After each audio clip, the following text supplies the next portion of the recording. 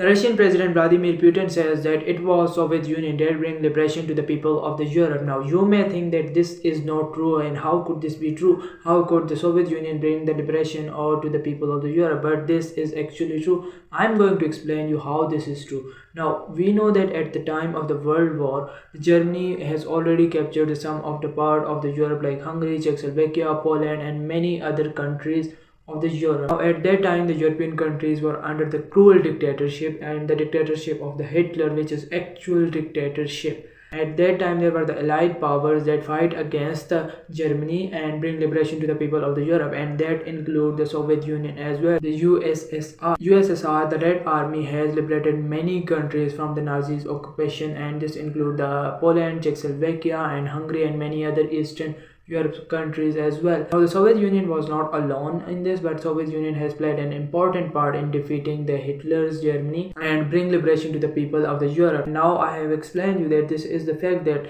it was the USSR, the Red Army, that bring liberation to the people of the Europe. They have played the part in their repression.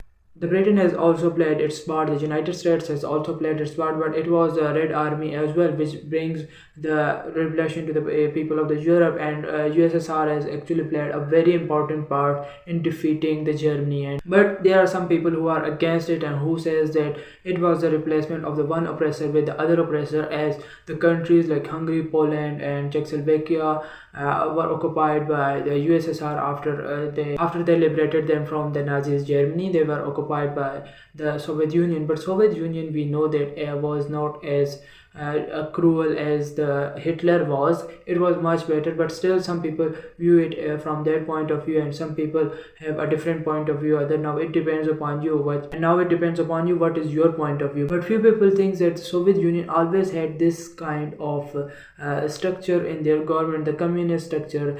You cannot call it dictatorship because they have a certain process to come into the power. Like people are calling it China dictatorship, but if you look at the structure of the China, it is not a dictatorship. They have a different voting structure and they have a different process but they still have some process to come into the power. They are not a dictatorship. Few people view it from that point of view. Now it's all depend upon your point of view, that how did you see this liberation.